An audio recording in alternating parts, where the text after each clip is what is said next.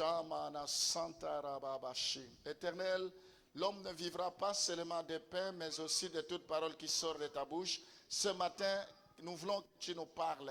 Au nom de Jésus, nous t'avons ainsi prié. Amen. On va lire le premier passage. Après, je vais vous inviter à vous asseoir.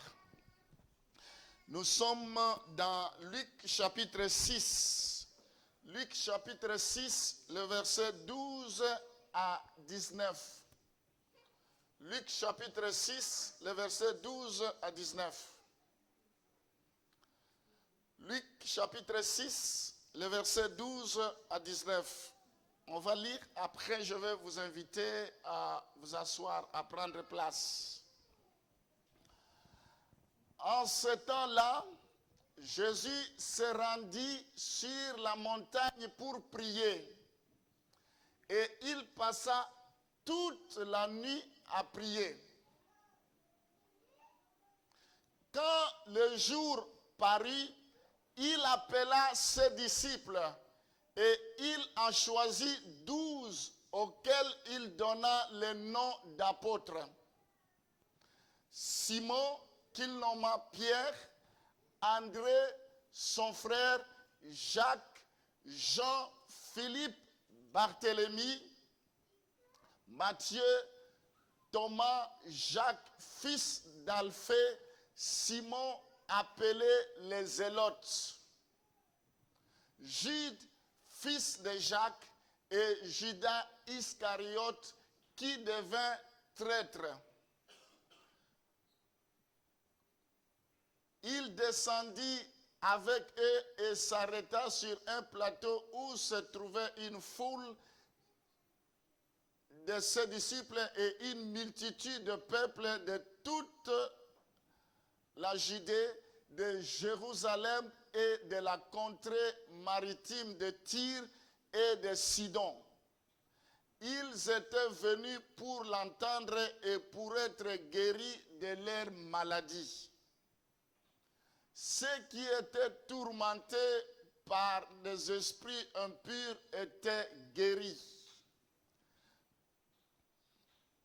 Et toute la foule cherchait à le toucher parce qu'une force sortait de lui et les guérissait tous.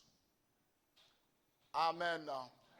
Est-ce qu'on peut applaudir très fort pour la parole du Seigneur? Merci, vous pouvez vous asseoir, que Dieu vous bénisse. Merci pour le chant, merci pour les musiciens, que Dieu vous bénisse. Le sujet de ce matin que j'aimerais travailler, que j'aimerais développer plutôt est intitulé « As-tu une discipline de prière ?» C'est une question. À la fin de mon intervention, tu dois être à mesure de savoir si tu as une discipline de prière ou pas. Si on peut m'afficher les sujets, s'il te plaît. As-tu une discipline de prière? Votre vie ne peut pas connaître d'avancée. Votre vie ne peut pas connaître de percées. Votre vie ne peut pas connaître de changements significatifs, de changements en profondeur si tu ne pries pas. Jésus-Christ, il est notre modèle. Il n'y a pas deux personnes qui ont dit « Je suis le chemin, la vie et la vérité ». À part Jésus-Christ, de tous ceux qui l'ont précédé, la Bible dit qu'ils sont des voleurs. Jésus-Christ, il est mort, il est ressuscité. C'est le seul qui peut te donner une promesse avant qu'il meure. Et après sa mort, il accomplit la promesse. Dis Amen. Amen. Nous allons voir la discipline que Jésus avait par rapport à la prière. Il y a des gens qui jouent avec la prière. Nous voyons au verset 12. Mettez-moi le verset 12. Le verset 12. En ce temps-là, Jésus s'est rendu sur la montagne pour prier et il passa toute la nuit à prier Dieu. Lui qui est Dieu, il n'a pas besoin de la prière, mais il a passé toute la nuit à prier. C'est une nuit de prière, c'est une veillée de prière. Aujourd'hui, quand on programme une veillée de prière, les gens murmurent. Quand on programme une veillée de prière, les gens se disent, moi j'ai froid. Quand on programme une nuit de prière, les gens donnent toutes sortes de raisons pour ne pas être là. Laisse-moi te dire s'il y a quelque chose que le diable combat, c'est la prière. Parce que si ta prière est au point, tu auras la victoire dans tous les domaines. Jésus, il a prié toute la nuit. Nous voyons que Jésus avait une discipline de prière. Combien de fois tu pries? Combien de temps passes-tu pour prier? Incapable. Toute l'année dernière, nous avons eu des veillées de prière successivement. Aucune fois tu es venu à la prière, à la veillée de prière. Vous savez, toute la nuit, on a le temps de prier. Toute la nuit, on a le temps de se défouler. On a le temps de parler. On a le temps de crier. On a le temps de sauter. On a le temps de louer Dieu. C'est ce qui nous manque quand nous prions sur Internet, en ligne.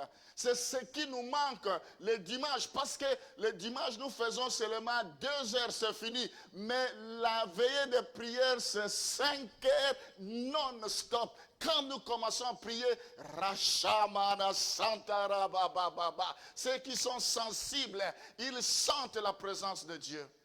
C'est une discipline de prière. Il y a des gens qui sont indisciplinés dans le domaine de prière. Rien ne pourra marcher. Nous voyons que Jésus-Christ avait une discipline de prière dans sa vie. Pendant son ministère terrestre, Jésus-Christ priait. Il a pris du temps. Nous voyons qu'à des endroits, il priait des fois en particulier. Il s'est séparé des autres et il allait prier en particulier. On voit, il y a des versets où Jésus-Christ priait en public. On voit, il y a des versets où Jésus priait en tout temps. Il priait le matin, tôt le matin, il montait sur la montagne pour prier. Nous voyons que des fois, pendant la journée, Jésus-Christ priait. Nous voyons des fois, le soir, il priait. La Bible nous dit des fois, la nuit, il priait. Est-ce que tu as une discipline de prière?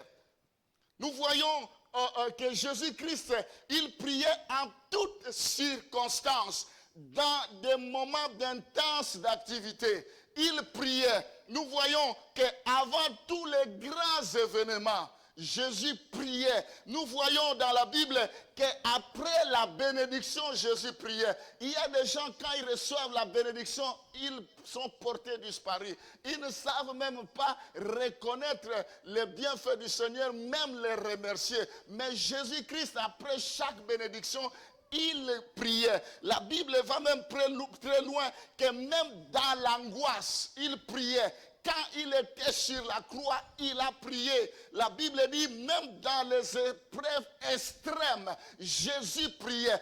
Parce qu'il avait une vie de prière. Et toute sa vie, c'était la prière. Mais aujourd'hui, ta vie n'a pas une vie de prière, mais tu veux seulement que Dieu te donne, tu veux seulement recevoir, mais ta vie n'évolue pas, ta vie ne change pas, ta vie ne s'épanouisse pas. Il y a des choses qui devraient être déjà débloquées, mais par manque de vie de prière, rien ne change. Tu es toujours là, tu viens, tu rentres, tu viens, tu rentres, tu peux continuer des années, rien ne se fera. Le secret, il faut aller dans la prière. Et l'Église nous donne l'opportunité de prier, mais toi tu trouves des prétextes pour ne pas venir.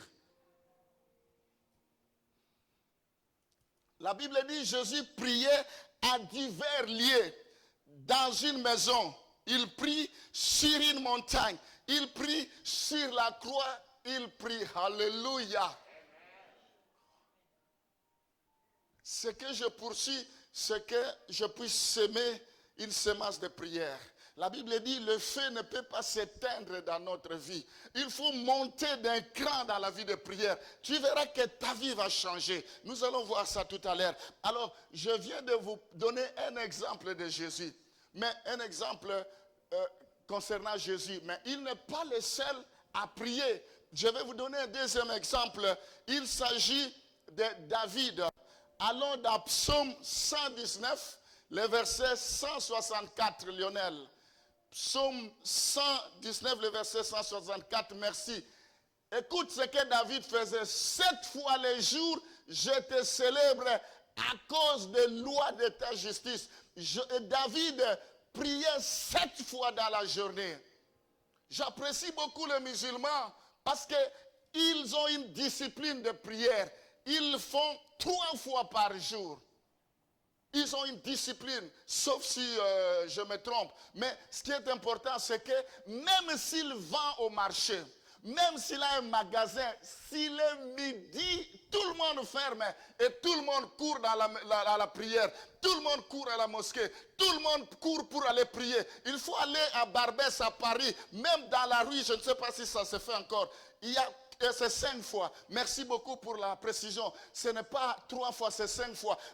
Tu vois, même dans la rue, aucun jeune, ils commencent à prier, à faire comme ils ont toujours fait. Je ne suis pas là pour parler de leur prière, mais je suis là pour voir la motivation qu'ils ont. Je suis là pour voir comment ils ont intégré cela. Que tu sois grand ou petit, tout le monde doit s'exercer, mais c'est dans l'église, dans la vie des enfants de Dieu où il y a le laxisme, où il y a des rebelles qui font toujours le contraire de ce que Dieu leur demande.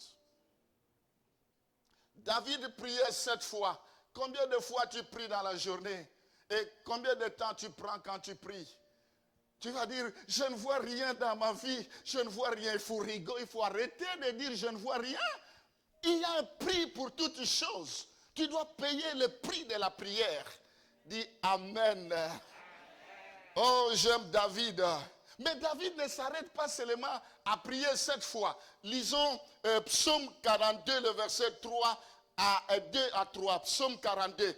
David dit, comme une biche soupire après courant d'eau. Vous savez, une biche, quand il a soif, il veut aller boire, comme une biche soupire après des courants d'eau. Ainsi mon âme soupire après toi, oh Dieu. Mon âme a soif de Dieu, du Dieu vivant. Quand irai-je et paraîtrai-je devant la face de Dieu? Il a soif. Ce qui te manque, c'est cette soif-là. Tu traînes les pas pour venir à l'église. Il faut qu'on te pousse. Tu traînes les pas pour venir à la veillée. Il faut un coup de fil. Ah, mais est-ce que tu seras à la veillée de prière? Bon, je vais voir un peu. Tu n'as jamais programmé cela. Tu n'as jamais programmé le programme de veillée de prière. Tous les jours, tu dis le froid. Mais ceux qui viennent gêner, ceux qui viennent prier, ils sortent. Tous les jours, ils sont là. Pourquoi le froid ne leur fait rien? C'est seulement toi qui vas avoir des problèmes de froid. C'est toi le problème. Ce matin, je ne vous donne pas l'occasion. Amen. Il dit, mon âme soupire. Il attend avec engouement, avec désir. Quand est-ce que je vais aller devant la face du Seigneur? Quand est-ce que je vais retourner pour prier? Quand est-ce que je vais prier? Vous avez beau donner des raisons, mais le diable se moque de vous. Parce que c'est vous qui êtes perdant. Il n'y a personne qui est parti devant le Seigneur et retourne tel qu'elle est venue. Je vais vous en parler tout à l'heure.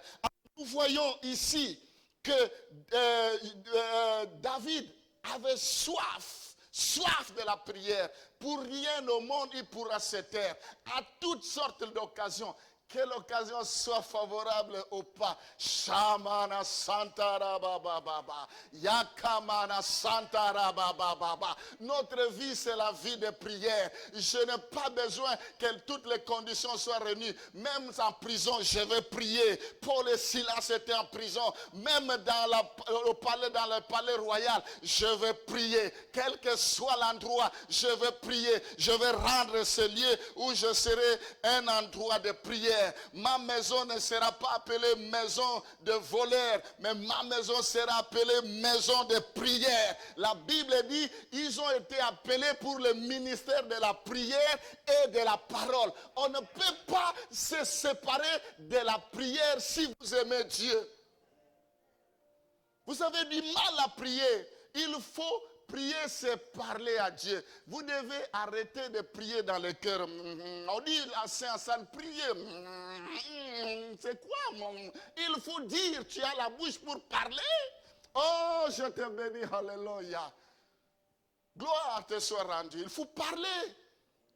Je brise cet esprit de timidité. Ça ne vient pas de Dieu. Je brise cet esprit de tiédeur. Mais à la maison, quand tu parles, mais ici, tu deviens muet, tu ne sais plus parler. Il faut arrêter.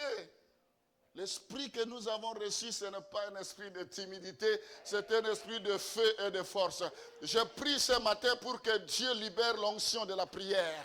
Je prie ce matin pour que ta vie change dans la prière, pour que tu ne sois plus la même personne. Alléluia. Je suivais l'intercession de maman ce mercredi. J'étais là à côté quand mon épouse était en train de prier avec elle, de suivre. La personne qui disait avait donné un exemple que j'avais beaucoup apprécié. Il dit, la prière, c'est comme si, je pense que je vais reprendre exactement ce qu'il avait dit, si je me trompe. Donc la prière, c'est comme une marmite qui est dans le feu. Comme une marmite qui est dans le feu. Et c'est comme le feu. Alors, les mouches ne peuvent pas s'avancer. Parce qu'il y a de la chaleur. Alors quand il y a de la chaleur, mais l'ennemi ne pourra jamais s'avancer, ne pourra jamais s'approcher de toi. Amen. Daniel, allons dans Daniel. Il y a beaucoup de personnes qui avaient une vie de discipline dans la prière. Daniel, je peux vous parler je peux vous parler de Néhémie, je peux vous parler de Jérémie, mais je vais m'arrêter à Daniel et après on revient dans notre texte parce que j'ai beaucoup de choses à dire. Daniel chapitre 6, le verset 10. Pour Daniel, on va commencer dans Daniel chapitre 6, le verset 10. Lorsque Daniel sut que le décret était écrit et il se retira dans sa maison, où les fenêtres de la chambre supérieure étaient ouvertes dans la direction de Jérusalem. Et 3 fois le jour, il se mettait à genoux, il priait et il louait Dieu comme il le faisait auparavant. Il y avait une situation, un décret, qu'on ne pouvait pas prier le Dieu d'Israël. Et on devrait s'en prendre à tous ceux qui priaient. Ici, nous avons la liberté. Il y a des pays où les gens se cachent pour prier. Parce que si on vous entend, vous pouvez aller en prison. Si on vous entend, on peut même vous décapiter la tête. Mais ici, nous avons la liberté, mais nous ne bénéficions pas de cette liberté-là. Quand Daniel a entendu cela, il dit à cause de mon nom, à cause du nom de mon Dieu, je ne vais pas me taire.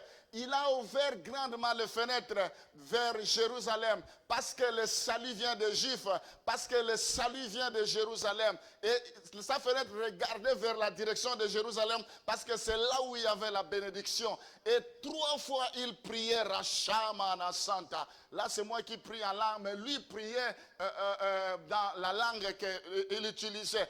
Daniel avait une vie de prière. Il avait une discipline dans la vie de prière. C'est comme ça, malgré qu'on l'avait jeté dans la fosse au lion, il ne pouvait pas craindre parce qu'il savait que Dieu entend les prières et Dieu viendra à son secours. Amen. Et Daniel ne s'arrête pas seulement à prier 3 fois par jour. Dans Daniel chapitre 9, le verset 3, là, Daniel jeûnait. Il a jeûné pendant 21 jours. Tu n'arrives même pas à faire un jour de jeûne. Un jour seulement. Je ne peux pas rester affamé. Mais quand tu es malade, tu restes affamé. Oh, je n'ai pas d'appétit. Mais quand il faut jeûner, l'ennemi vient te dire, oh, il faut aussi manger. Jésus a dit, l'homme ne vivra pas seulement de pain, mais aussi de toute parole qui sort de la bouche de Dieu. Jésus lui-même a jeûné plusieurs jours. Pourquoi toi, tu ne peux pas jeûner? Il y a un problème. Je tournais ma face vers le Seigneur Dieu afin de recourir à la prière et aux supplications, en jeûnant et en prenant le sac et la cendre. Toutes ces personnes, ce sont des gens qui jeûnaient. Tu dois aimer le jeûne. Donc, ils avaient une discipline de prière. David aimait la prière. Nous devons aimer les jeûnes et prières. Cette semaine, c'est une semaine de jeûne et prière. Ça me fera mal si je ne te vois pas. Avec tous les problèmes que tu as, que je connais, ça me fera mal si tu passes à côté de cela. Il n'y aura personne qui mourra après le jeûne. Au contraire, tu seras rajeuni. Au contraire, tu seras restauré. Au contraire, Dieu te restituera le nombre d'années que les souterrains ont volé. Amen. Je déclare que tous ceux qui vont jeûner cette semaine, leur vie puisse changer. Que la gloire qu'ils vont vivre cette année soit plus grande que celle qu'ils ont vécue par le passé. Dieu confirme la parole de ses serviteurs et la prédiction de ses envoyés. Nous devons être comme des chrétiens de Béret. Ils étaient zélés. Mais ici, les gens n'ont pas les ailes. Mais quand il faut parler de la politique, quand il faut parler de musiciens, quand il faut parler de matchs, ils sont zélés. Oh, les Coupes d'Afrique, oh, les Jeux Olympiques, ils sont zélés. Mais dans l'affaire de Dieu, ils sont tièdes. Dieu dit, parce que tu n'es ni chaud, ni froid, je te vomirai parce que tu es tiède. Les affaires de Dieu, il faut être chaud. Il faut être chaud dans les affaires de Dieu. On ne joue pas avec les affaires de Dieu. Une discipline dans la prière. Alors, revenons dans notre texte maintenant. Nous sommes dans Luc chapitre 6. On a vu le verset 12. Et le verset 12, nous avons vu comment Jésus priait. Il a prié toute la nuit. Maintenant, allons au verset 13. Au verset 13. Il y a quelque chose au verset 13. Quand le jour parut, après avoir prié toute la nuit, il a combattu toute la nuit, il a détruit tout le programme de l'ennemi, déprogrammé tout le programme, et la journée maintenant il marche. Quand le jour parut, il appela ses disciples et il en choisit 12 auxquels il donna le nom des apôtres. Et nous voyons ici, quand on prie, on reçoit des orientations. Les problèmes qu'il y a chez toi, tu pries comme un perroquet, tu répètes et tu n'entends rien de retour. Et c'est ça qui est lassant, c'est ça qui est fatigant, c'est ça qui est dans la notion de routine. Parce que la prière, Dieu dit, invoque-moi et je te répondrai. Toi, tu n'as pas l'attitude de comprendre parce que tu n'as pas encore développé la dimension spirituelle. Tu penses que Dieu parle seulement aux uns et non pas aux autres. Alors que Dieu aimerait te parler. Dieu, c'est comme un père de famille. Quand tu as des enfants, tu dois leur parler, tu dois communiquer avec eux. Dieu aimerait communiquer avec toi, mais c'est parce que tu es encore loin de lui. La Bible dit, ce peuple m'honore des lèvres, mais leur cœur est éloigné de moi. Tu n'as pas encore donné totalement ta vie à Dieu. Comment il va te parler? Comment il va te parler? Quand on prie, on doit recevoir des orientations. On doit recevoir des directives. Quand les mages sont allés se prosterner devant le Seigneur, après avoir prié, la Bible dit, divinement, ils ont été avertis de ne plus retourner sur les mêmes chemins parce que Hérode cherchait l'enfant et il fallait prendre une autre orientation. Laisse-moi te dire, la prière peut jouer beaucoup de choses dans ta vie.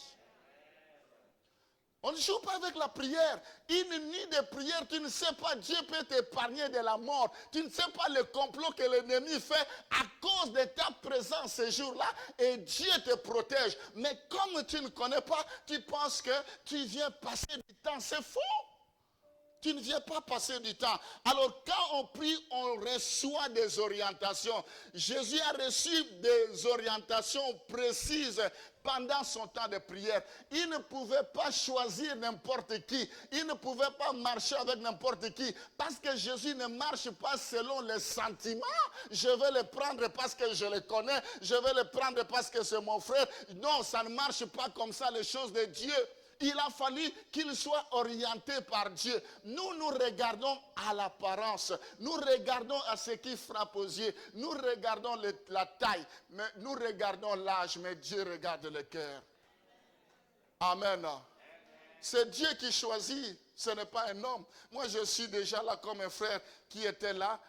Qui n'est plus là, qui dit, mais j'étais là, je faisais le protocole, mais vous ne m'avez rien proposé, vous ne m'avez pas laissé prêcher. Je dis, on ne vient pas dans l'église pour prêcher, c'est Dieu qui choisit. Si Dieu ne te choisit pas, qu'est-ce que moi je vais faire? Parce que tu me connais, je vais te plaire, mais c'est la mort que je cherche, c'est ta mort. C'est Dieu qui choisit, c'est Dieu qui élève. Il a reçu des orientations. Pourquoi il a pris Matthieu, il n'a pas pris Isaac? Non, il a commencé à choisir parce que, alors quand nous venons devant le Seigneur, c'est pour chercher des orientations. Seigneur, aide-moi. Pourquoi ma situation est bloquée depuis longtemps? On n'arrive pas à régulariser ma situation. Seigneur, pourquoi mon mariage est combattu? Seigneur, pourquoi je n'ai pas des enfants? Seigneur, et Dieu va te donner des orientations. Comment tu dois faire? Tu as beau pleurer, tu as beau crier, ça ne va rien changer. Le diable s'en moque. Il faut que Dieu parle sur ta parole. Pierre, il a péché toute la nuit sans rien attraper. Mais quand Jésus lui a dit, jette de nouveau, il a dit, sur ta parole, je jetterai. Ce que tu n'arrives pas à recevoir, si Dieu dit quelque chose, à la minute, ça sera débloqué. Laisse-moi te dire, pendant cette semaine, tu auras la victoire. Pendant la veille de prière, tu auras la victoire. Dieu va nous parler parce qu'il y aura des orateurs à la veille de prière. Il y a un pasteur que vous connaissez que je fais venir et il y aura moi-même. Dieu va parler ce jour-là. On va prier. On va libérer l'onction. On va libérer la grâce. Oh, malheur à ceux qui ne seront pas là. Bon, il y a des gens qui peut-être ne pourront pas être là pour de bonnes raisons. Mais ce n'est pas tout le monde qui a toujours de bonnes raisons, malheureusement. Alors, nous voyons que Jésus avait besoin de collaborateurs selon le plan de Dieu. Toi, tu t'associes à tout le monde. Toi, tu côtoies tout le monde. Et tu n'as pas le temps d'écouter Dieu. Maintenant, quand on va t'escroquer, maintenant, quand les choses ne vont pas marcher, je suis dessus. Mais est-ce que tu as consulté Dieu? Nous voyons que la prière doit dicter nos choix. Toi, tu fais des choix sans Dieu. Tu te maries selon le coup de cœur. Et quand ça ne marche pas, pourquoi Dieu, tu m'as fait ça? Est-ce que c'est Dieu qui t'a envoyé? Tu fais des choses sans consulter Dieu. Quand ça ne marche pas, je ne viens plus à l'église. Depuis que je prie, ma vie ne change pas. Mais est-ce que ce que tu fais d'abord, c'est Dieu qui t'a demandé de le faire? Jésus a consulté Dieu. Tous nos choix doivent être consultés par Dieu. Nous avons besoin de consulter Dieu dans tous nos choix. Dans nos actions, nous devons consulter Dieu. Dans nos paroles, nous devons consulter Dieu. Jésus s'est donné la peine d'écouter Dieu. Quelle place donnes-tu à l'écoute de Dieu? Quelle place accordes-tu pour écouter Dieu? Je n'arrive pas à abandonner l'alcool. Je n'arrive pas à abandonner la cigarette. Je n'arrive pas à abandonner la pornographie. Je n'arrive pas à abandonner la colère, la haine. Je n'arrive pas. Mais ce matin, avec la prière, c'est possible. Avec la prière, c'est possible. Oh, je vais vite parce que le temps me fait défaut. J'ai beaucoup de choses sur mon cœur. Quelle place accordes-tu à la prière? Il y a des gens qui accordent à la prière la première place. Il y en a qui accordent la seconde place. Il y en a pour eux, la prière, c'est facultatif. Pour d'autres, c'est la priorité. Jésus, il a sacrifié toute la nuit. Quand tu discutes par rapport à un programme de veillée de prière, oh, mais je suis pris de court. Mais quelle place tu donnes? Il y en a qui disent, oh, on ne m'avait pas prévenu. Mais vous êtes combien? Est-ce que le pasteur doit venir demander quand est-ce que tu es disponible? Quand tu es disponible. Mais il faut arrêter ça. Nous sommes dans une armée quand le général donne l'ordre. Vous savez, l'Église, Dieu c'est un Dieu des armées. Quand il donne, il y a des orientations, c'est à nous de nous plier au programme de Dieu. Ce n'est pas Dieu de nous supplier. Ce n'est pas à Dieu de nous de demander si nous sommes d'accord ou nous ne sommes pas d'accord. Dieu a donné des orientations et tout le monde exécute pour sa gloire, en commençant par moi-même. Quelle place accordes-tu à la prière? Allons au verset 17 à 18. Les versets 17 à 18. Nous sommes toujours dans Luc chapitre 6, les versets 17 à 18. Après, il nous restera le verset 19. Il descendit avec eux et s'arrêta sur un plateau où se trouvait une foule de ses disciples et une multitude de peuples de toute la Judée, de Jérusalem et de la contrée maritime de Tyr et de Sidon. Ils étaient venus pour l'entendre et pour être guéris de leur maladie.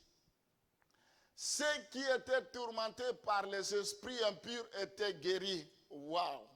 Nous voyons dans ce verset, Jésus-Christ était revêtu de puissance pendant son intimité avec Dieu.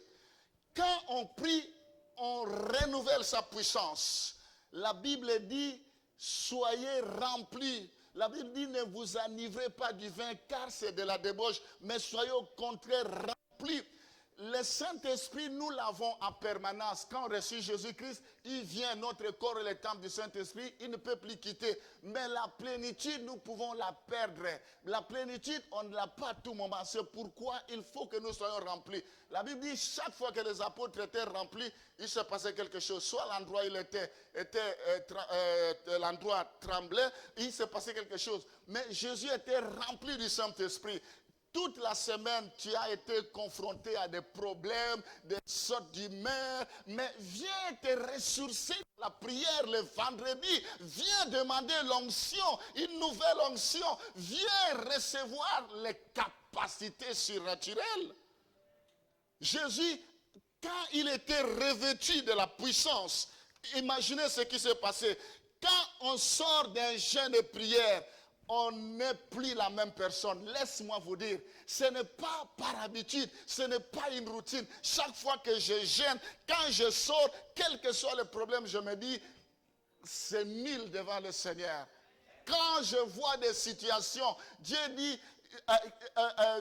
Zorobabel avait une grande montagne devant lui qui symbolisait un obstacle. Ce n'est même pas Zorobabel qui s'est adressé à cette montagne, c'est Dieu. Il dit, qui es-tu, grande montagne, devant Zorobabel? Tu seras aplani au milieu des acclamations, grâce, grâce.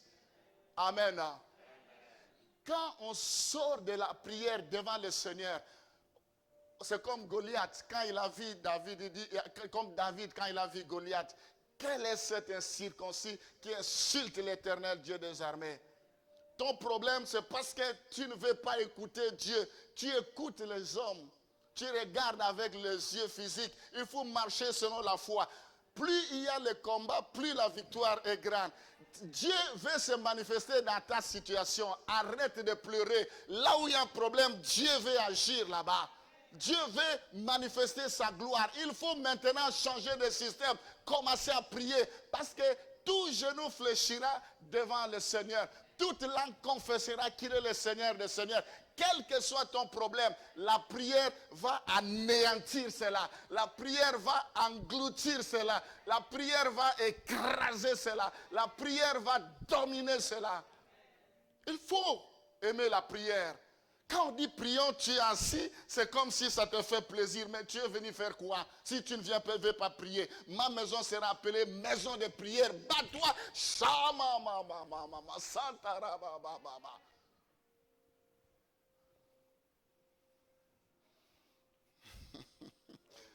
Gloire au Seigneur. Amen. Quand on vient d'une veillée de prière, on a une autre onction. On a l'assurance. On est rayonnant de joie. Rien ne pourra se tenir devant nous. On n'a plus peur. Quand on revient toute la nuit, on a été devant le Seigneur. Quand il y a un problème, tu rigoles, tu dis problème, silence. Vent, tais-toi. Tempête, silence. On ne tremble pas. Parce que le Dieu que j'ai servi, que j'ai prié toute la nuit, il est vivant. Mon Rédempteur se lèvera le dernier. Il dit, n'ayez pas peur, ne craignez pas, c'est moi qui combattra et je vous donnerai la victoire. L'assurance, c'est dans la prière. La garantie, c'est dans la prière. Quand tu négliges la prière, c'est les œuvres de la chair qui vont prendre le dessus. C'est la peur qui va prendre le dessus. C'est les démons qui vont commencer à te balloter ça et là. Il faut recourir à la prière. Dieu ne peut pas vous supplier pour la prière. C'est pour ton bien. Dis Amen. Jésus était sûr, après avoir prié. Alors nous voyons ici dans ce passage que Jésus était là sur le plan physique. C'est-à-dire physiquement on l'a vu. Comme Jésus était là, qu'est-ce qui s'est passé? Les gens qui avaient soif de l'entendre venaient pour l'écouter. Comme Jésus était là, qu'est-ce qui est arrivé? Les gens qui avaient soif de guérir recevaient la guérison. Comme Jésus était là, ceux qui avaient des esprits qui étaient tourmentés, les esprits quittaient les corps. Quand Jésus est là, la force quittait son corps. Mais mes bien-aimés, toutes les fois que Jésus est là, mais pourquoi nous ne vivons pas cela? Parce que nous sommes distraits. Jésus est là ce matin. Quand nous prions lundi, Jésus est là. Quand nous prions à la veillée, Jésus est là. Ce matin, il est là. À la seule différence, nous ne le voyons pas avec les yeux physiques, mais nous le voyons avec les yeux spirituels. Quel que soit ton problème, touche Jésus-Christ comme cette femme de perte de sang. Quand elle a touché Jésus, elle a été guérie. La Bible dit qu'il y a une force qui est sortie de lui. Et c'est Jésus-là, il est là ce matin. La guérison, c'est possible. Tu peux être délivré de ta situation. Tu peux être délivré de ta servitude. Tu peux être délivré ce matin. Pas demain, parce que Jésus est là, parce qu'il faut toucher ce Jésus-là. Jésus est là dans la salle. Ce matin, tu peux crier à ce Jésus-là. À la veillée de prière, tu peux crier à ce Jésus-là. Dans le lundi, tu peux crier à ce Jésus-là. Oh, mes bien-aimés, tu penses qu'il est très loin de toi, mais il est là à tes côtés. Il faut crier. Il bat toi. Depuis Jean-Baptiste jusqu'à présent, le royaume des cieux est forcé, ce sont des violents qui s'en emparent. Jésus est là tous les jours. Ils avaient la révélation. Au lieu de saisir Jésus, oh, je ne sens rien, je ne vois rien. Tu veux sentir, tu veux voir avec les yeux physiques, les choses de Dieu sont spirituelles. Dieu est esprit, il faut que ceux qui l'adorent en esprit et en vérité. Ce matin, Jésus est là. Tu peux recevoir ta guérison. Ce matin, les sourds peuvent entendre, les muets peuvent parler, les paralytiques peuvent marcher. Ce matin, Dieu agit encore. Ce matin, Dieu peut restaurer ta vie. Dieu peut essuyer tes larmes. Ce matin, Dieu peut te décharger de tes fardeaux. Ce matin, Dieu peut arrêter la tempête dans ta vie. Ce matin, Dieu peut révolutionner ta vie. Ce matin, Dieu peut opérer le miracle. Parce que Jésus était là, il y a une force qui sortait de lui. Mes bien-aimés, mais le même Jésus qu'ils ont vu, c'est le même Jésus qui est là ce matin. C'est le même Jésus que nous prions. Il faut que nous ayons la foi. Il faut que nous soyons préparés pour dire, quand je vais aller à la prière, quand on va commencer à chanter, touche-moi. Quand on va commencer à prier, touche-moi. Quand je vais écouter la parole, touche-moi. Mais tu viens, tu rentres comme si de rien n'était. Tu viens avec des critiques, tu rentres avec des critiques. Tu viens avec la colère, tu rentres avec la colère. Tu viens avec le non-pardon, tu rentres toujours sans pardonner. Mais Qu'est-ce que Dieu fait dans ta vie alors? Il est mort, il est ressuscité. Qu'est-ce qu'il fait dans ta vie? Pourquoi seulement dans la vie des uns, mais pas dans la vie des autres? Mais bien aimé, il faut faire violence. Il faut vivre la parole de Dieu. Amen. Alors, quand on s'approche de Jésus-Christ, on reçoit. Quand on s'approche, ces gens se sont approchés de Jésus. Quand nous prions, nous nous approchons de lui. C'est normal que le ciel s'ouvre, que les écluses de ciel s'ouvrent. C'est normal que nos vies soient arrosées. C'est normal que le bonheur et la grâce nous accompagnent tous les jours. Parce qu'on est devant la présence de Dieu. Josué a dit, c'est David, vaut mieux un jour devant les parvis de l'Éternel que 1000 ans ailleurs. Je suis dans la joie quand on me dit, allons dans la maison de l'Éternel. C'est ici la sécurité. Quand quelqu'un dit, je ne me retrouve pas, il veut aller ailleurs, c'est faux. C'est dans la maison de Dieu qu'il y a la paix. C'est dans la maison de Dieu qu'il y a la joie. C'est dans la maison de Dieu qu'il y a la protection. C'est ici que Dieu peut te donner une longue vie. C'est ici que Dieu peut chasser la malédiction dans ta vie. C'est ici que Dieu peut révoquer les mauvais sorts. C'est ici que Dieu peut transformer ta vie. Quand tu fuis la maison de Dieu, quand tu fuis la présence de Dieu,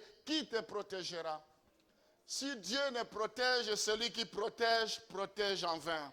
Si l'Éternel ne bâtit, celui qui bâtit, bâtit en vain. Je suis pasteur depuis très longtemps, j'ai écouté de tout. Oh, dans la maison de Dieu, j'aimerais prendre des reculs. Mais quand tu prends des reculs, qui te protège là-bas? Oh, mais dans la maison de Dieu, je ne sens rien, je ne vois rien. C'est toi qui ne vois rien. Dieu est le même hier, aujourd'hui, éternellement.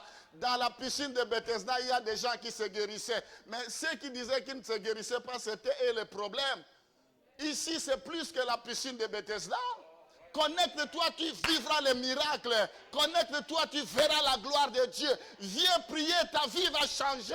Tu ne seras plus la même personne. Tu auras les renouvellements. Dieu va te rajeunir. Tu seras restauré. Si tu n'as pas de paix, tu auras la paix. S'il y a des ennemis, Dieu va combattre pour eux. Toute arme forgée contre toi sera sans effet. Tu ne craindras pas les terreurs de la nuit. Tu ne craindras pas les flèches qui volent en plein midi. Tu ne craindras pas les filets de l'oiseleur. Parce que tout cela sera sans effet.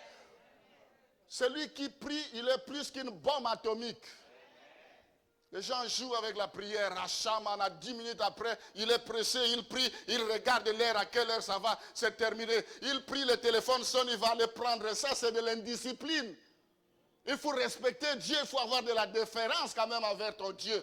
Si tu es devant un président de la République, tu peux commencer à jouer avec le téléphone. Quand on reçoit une autorité, on ne peut pas utiliser le téléphone parce qu'il risquera de croire que tu es en train d'enregistrer la conversation. Le téléphone doit être loin. Mais pourquoi tu ne peux pas te discipliner pour Dieu? Ta vie en dépend. Ton avenir en dépend. Tu veux gâcher ton avenir à cause des téléphones. Quand tu vas mourir, tu vas partir avec ça. Il faut te discipliner.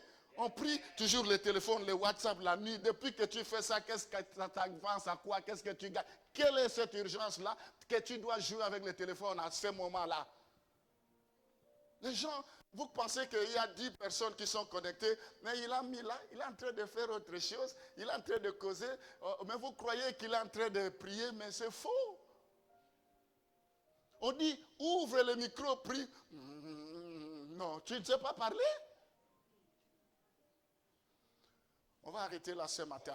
Que Dieu vous bénisse.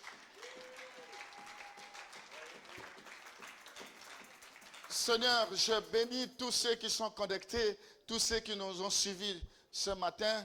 Nous voulons maintenant couper le signal.